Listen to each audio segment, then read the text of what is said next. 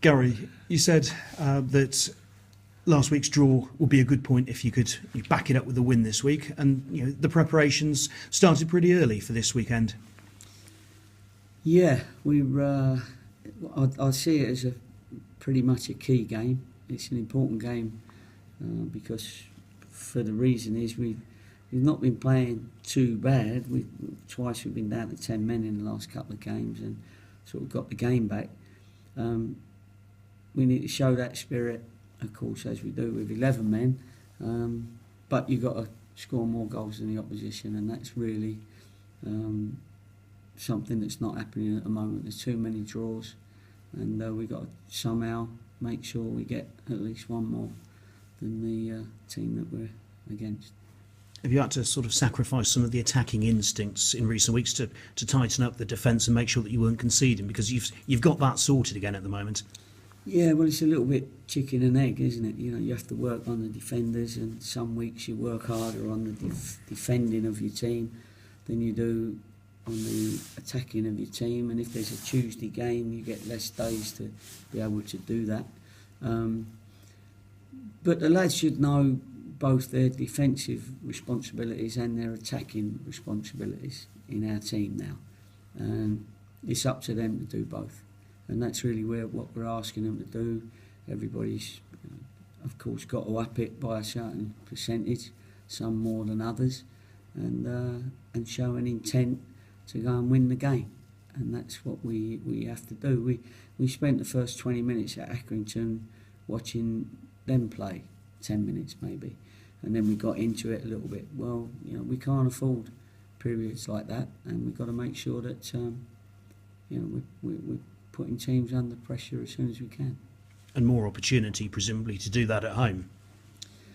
Yeah, for some reason. I mean, when we were kids and we all played Sunday League football, didn't matter whether we was on South Park, North Park, East Park or West Park, did it? You know what I mean? So why it should matter nowadays, I don't know. And it's a football pitch and the lads have got to go and perform.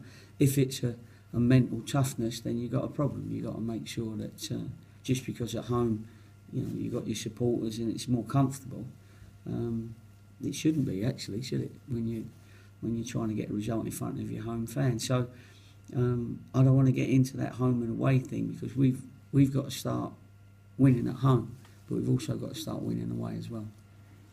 How's your squad this week? Because obviously, especially at left back, you've had people dropping out in recent weeks, and is this week's sort of selection almost a count of numbers first of all, and then see which way you could go? Yeah, no, that's exactly what it is. Exactly. This week we just got to wait and see. We'll leave it to the last minute to decide. We'll do a bit of work with a couple of options and have a look at that. But yeah, when we tend to lose one and gain one, and then we gain one and lose one. So it's still a bit tight, but it's still good enough to pick up results. Are any of those, obviously you've got two players out through suspension, but are any of, I suppose, Jordan Cranston and Alex Cooper, are they in with a chance, maybe? Alex Cooper's got no chance. No, who's the other one? Jordan Cranston. Yeah, Jordan's got a chance. Obviously Alex is going to be out for 3 weeks maybe with his hamstring, but Cranner's just made a half a decent recovery, and he's still a bit like that, but I think he'll end up coming through, which is good. He's a fit lad and a strong lad. He wouldn't have lost any fitness, so we're hoping that he's going to be ready. And Carl Storer presumably chomping at the bit if selected. He's definitely chomping at the bit, that's for sure. And the physios, we bought one of those vests to see whether they're any good, and that dictate, that let you know how many kilometres he's run in that game, and how many sprints and how fast he was going.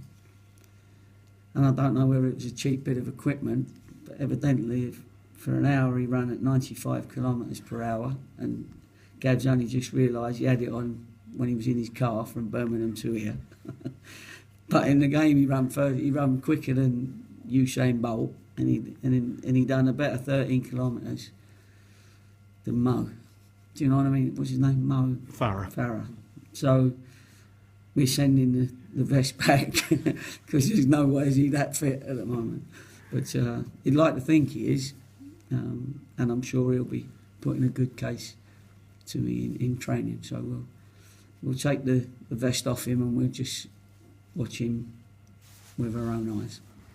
How big is the challenge this week for the midfield without Harry Pell, who's been one of your leading lights this season?